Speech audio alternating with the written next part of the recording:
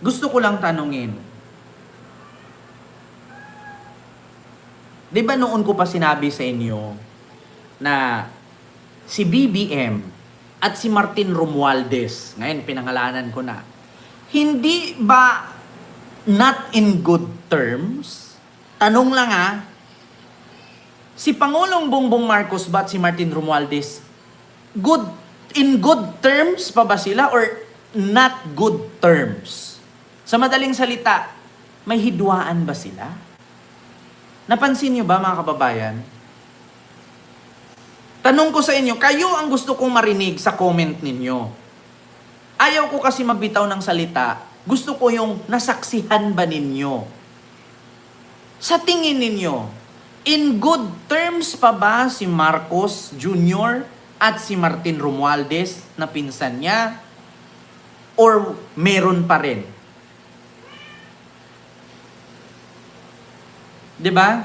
Kasi napansin ko mga kababayan itong nangyari. Kasi napansin ko parang laglagan Alam niyo salitang laglagan?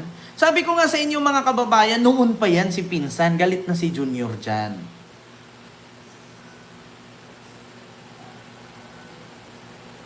Tapos ang dami pang nagalit sa akin na supporter ni PBBM, bakit ko daw binira si Romualdez. Hindi ko binira si Romualdez Nagsabi lang ako ng totoo. Noon pa hindi na magkasundo yung dalawa, matagal na. Eto po mga kababayan. At meron pa nga nakarating sa akin na si Sandro na daw ang ipapalit kay Romualdez at si Tito Soto daw ang ipapalit kay Chis Escudero. Ayun ang kumalat sa akin ngayon na nakarating sa akin. Hindi lang ako sure. Parang palitan na yata si Martin ni Sandro at si Tito Sen ang papalit kay Escudero. Di ko alam kung si First Lady good terms pa sila ni Romualdez at si First Lady good terms pa sila ni Escudero. Pero kung si PBBM ang magdesisyon, parang mapapalitan na yata si House Speaker at si Senate President. Ito mga kababayan, speaking. Meron kasing nakarating sa akin mga kababayan na naglabas ng statement kasi ang ito mga kababayan. Statement of the Executive Secretary mula kay Lucas Bersamin. Sabi dito sa Pilipinas Today, ito po ang statement po ng Executive Secretary. So ito po, just in, naglabas si Executive Secretary Lucas Bersamin ng isang statement ngayong Sabado, Setyembre 6, upang pabulaanan ang birada ng ilang miyembro ng Kamara de Representantes na dapat sisihin ang Executive Department para sa nagaganap na katiwalian sa gobyerno na ayon sa kanya ay kagagawa naman ng mga mambabatas. Ito na. Sa madaling salita mga kababayan, parang sinisi na ngayon ng mga kongresista ang palasyo sa mga mali at yung mga korupsyon na nangyari sa ating bansa ngayon. So ngayon mga kababayan, ito po yung statement ng Executive Secretary mula kay Lucas Bersamin. The cabinet strongly object to the recent spins coming from certain members of the House of Representatives who are thereby attempting to shift the blame for their own corruption and failures onto the executive branch. The members of the cabinet will not tolerate any attack on the integrity and reputation of the executive branch and any efforts to hold the budget process hostage by political theatrics. All our investigations into the anomalies will be fulfilled if the sources of corruption remain unchecked. Hence, we urge the House of Representatives to heed the demand of the people for full accountability. Clean your house first. Diba? Clean your house first. So sa madaling salita mga kababayan, according dito, sinisisi ngayon ng House of Representatives ang mga katiwalian na nangyayari sa palasyo. So ngayon mga kababayan, may tanong ko lang, in good terms pa ba si Romualdez at si Junior? Tapos may mga nag-comment pa dito, mga kababayan. O, eto, sabi dito, bakit nagtuturuan sila? Ang sabi ng Congress, sisihin ang executive branch. Bakit ang executive branch, isisi naman niya sa Congress yung katiwalian, isamantalang pumirma naman si Marcos. Eto na, mga kababayan. Samantalang pumirma naman daw si Marcos dyan sa budget na yan. Hindi ba daw alam ni PBBM na pumirma siya, hindi ba daw niya nakita yung insertion?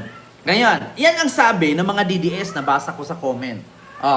Hindi ba nabasa ni PBBM yung insertion nitong mga senador at kongresista kaya nanakawan siya sa budget sa Pilipinas? Ito, gusto kong sabihin sa mga DDS.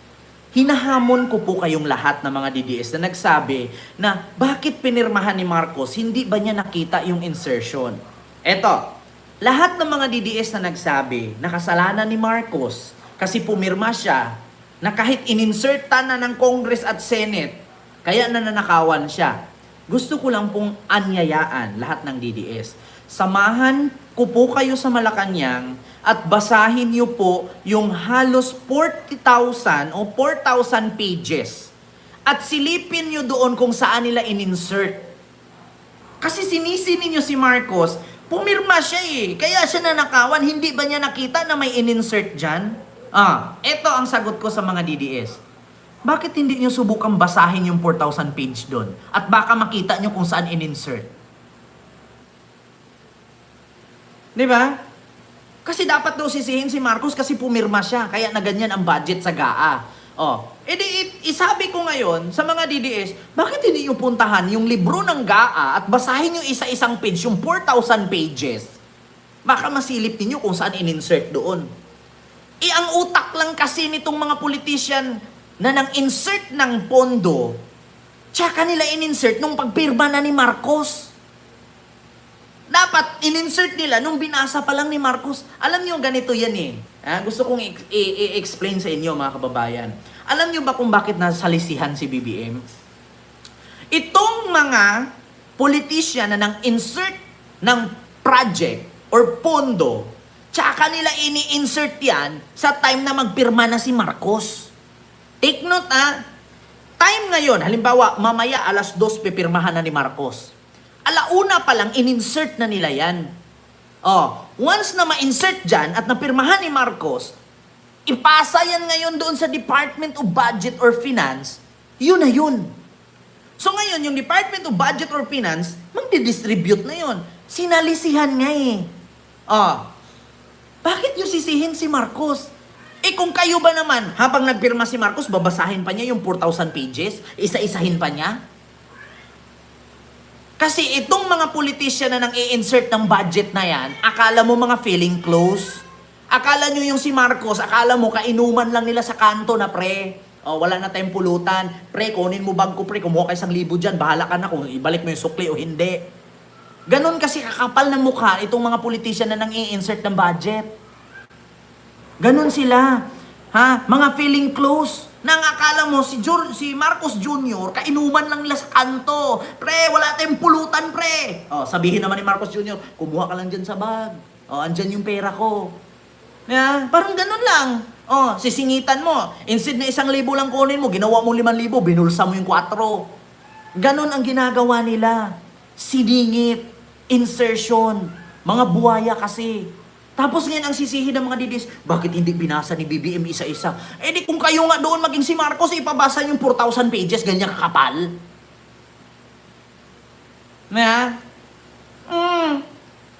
Walang problema. Kasi 1 week before, pipirmahan ni BBM yan, tinitignan na niya yan, binabasa isa-isa yan. Ang problema lang kasi mga kababayan, nung actual na pirmahan na, tsaka nila isiningit.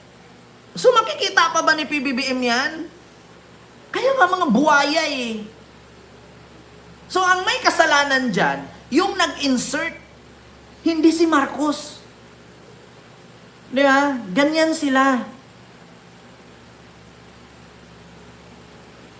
Kasi lahat mabagsakan si PBBM Ano bang alam ni PBBM yan? Pipirma ka lang ngayon, hindi mo alam, 4,000 pages, babasahin mo isa-isa. Anong oras ka matapos nun? Kaya nga nakitaan ng video si Chis Escudero, pabalik-balik doon kay Romualdez sa Congress eh. Kahit holiday, nandun siya eh. Sabi ni Sir Boy Perez, sino sekretary niya? Kahit may sekretary siya, Sir Boy Perez, hindi machichik ng sekretary yan kung tsaka nila isingit nung nandun na.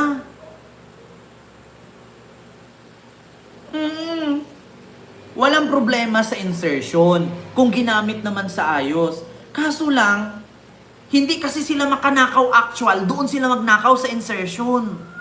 Biruin mo, doon sa 4,000 pages ng GAA budget, naka-budget na lahat yan eh. Magugulat ka yung budget sa DepEd, 130 billion o sabihin natin 5 billion. Sa Department of Health, 10 billion. Magugulat ka, ikakat yan, napupunta kay construction, napupunta kay congressman, napupunta kay gobernador, napupunta kay senador.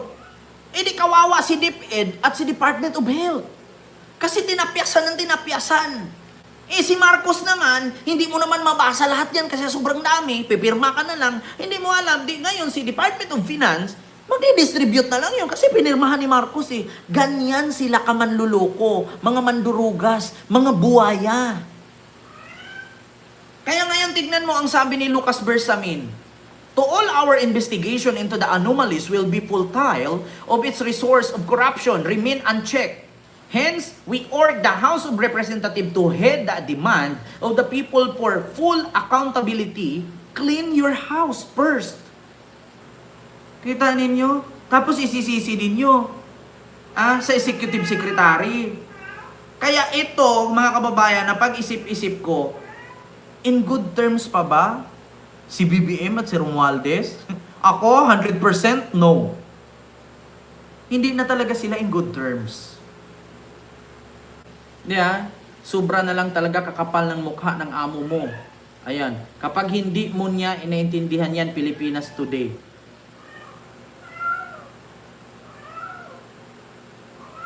Kita ninyo? Kaya sabi ko sa inyo noon pa, nagtitimpi lang si Junior. Hindi po sila gutom, naglalandi po yung mga cat ko. Shh, Daisy! Huwag maingay. Kaya nga sabi ko sa inyo mga kababayan, wala na, hindi na sila in good terms. Wala na, walang good terms dyan. Sa madaling salita mga kababayan, Marcos Romualdez War. Baka matutuo yung hula ni Rudy Baldwin. Baka magkakatotoo yung hula ni sino yung bakla? Si mahaba ang buhok. Hindi ko nakalimutan ko yung pangalan ng vlogger ng bakla na nanghuhula. 'Di ba? Sa totoo lang, Ma'am Princess Selermon at kay Ma'am Rosario Bisin, totoo yan. Si G. Costora, nako, anong sabi nila? Darating ang panahon na yung mga matataas na posisyon, magkamag-anak, mag-aawayan. Ako, walang hula-hula sa akin, noon ko pa alam yan. Katagal-tagal na, 3 buwan nang nakalipas, sinabi ko sa inyo yan. Si Pinsan at si Junior, not in good terms yan. Matagal na nagtitimpi si Junior kay Pinsan. Sa Bureau of Customs pa lang eh. Tanungin nyo yung mga kapwa ko BBM vloggers. Alam nila yan. Ayaw lang nila magkomento. Kasi bakit? Pag once na magkomento sila, tatadta rin ng mga DDS. Psst! Itatapik ng mga DDS yan. Ako, wala akong pakialam itapik ng DDS yan. At least alam ng taong bayan. Bakit? Kahit DDS yan, Pilipino din yan. Alam, dapat nila, may karapatan silang malaman nila yan. Bakit? Si Pinsan, hindi naman yan namumuno dyan sa Congress para sa mga loyalista lang. para din sa mga DDS yan. Yeah. Si Marcos, hindi po yan nagpresidente para lang sa mga loyalista, pati mga DDS presidente din yan.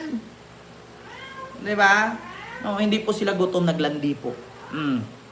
Kaya sabi ko sa inyo, sabi ko nga, kung may nagawa ka maganda, papasalamatan kita. Pag may nagawa kang hindi maganda or katiwalian, ba? Ba't ako magti-thank you sa'yo? Ibubulgar kita. Ganon yun. Karapatan din ng mga DDS malaman at ng taong bayan. Karapatan ng taong bayang malaman yan. Kung in good terms pa ba yung magpinsan. Hindi mo po pwedeng ilihim-lihim yan. Bakit? Much better maaga pa lang alam na ng tao. Kasi pag nalaman nila ura-urada, baka pati si Junior mawala ng suporta. Diba? Yun. Huwag nyo isisi kay Marcos. Isisi nyo sa mga nagnakaw at nag-insert ng budget yan. Yes, totoo yan. Ka-analysis vlog. Wala ko kinakampihan, Diyos mio Marimar. Bakit itatanggi ko pa? Hindi naman bulag ang tao. Tandaan niyo, kadalasan sa mga nanonood sa akin, mas matanda pa sa akin. Malayo na ang mga narating yan at malayo na at mataas na ang naranasan yan. So, lilinlangin ko pa? Lulukuhin ko pa? Ay wala, close pa rin sila. Kita nyo naman doon sa zona ni PBBM at yung isang, binigkas ba ni PBBM yung pangalan niya? Buti pa nga si Chis Escudero, biniro-biro pa ni PBBM. Yung pinsan niya, binigkas ba niya? Wala. Sabi nga ni PBBM, House, Senate, Chis Escudero, parang gustong pumasok pagiging Supreme Court. Sabi ni PBBM, binigkas ba niya si pinsan? Wala. Magsinungaling pa ako. Diba? Ano naman pagtatakpan ko siya? Ano bang benepisyong makuha ko sa kanya para pagtakpan ko siya? Diba? Maraming nakakapanood hindi naman po pwedeng tatahi-tahimik lang yung mga nakapanood dyan. Diyos ko, sinisiraan nila si Romualdez para umalis. Alam mo ma'am, Nini Barriga, walang naninira sa kanya. Walang naninira sa kanya. Malalaman nyo naman kung sinong nasa likod ng pagnanakaw na yan eh. Sino bang naninira? May sinabi ba tayo si Romualdez? Wala naman Nagbe-base lang tayo dito kay Lucas Bersamin sa Executive Secretary. Ang sabi ng Executive Secretary, bago kayo manisi sa palasyo at sa Executive Branch, maglinis muna kayo dyan sa House of Representatives kung saan ba nag-umpisa yung nakawan. Wala naman sinabing Romualdez Pareho lang yan kay PBBM. Kung magkakamali ang isa sa kanyang gabinete, magre-reflect sa kanya. O kung ang nagnakaw dyan sa Congress ay isang congressman, kanino mag-reflect? Di man namang sa House Speaker. Ganun lang. So yun lang, mga kababayan. Aking reaksyon. So ito yung sunod, mga kababayan. Ano yung sunod? Nako po, mga kababayan. Eto na.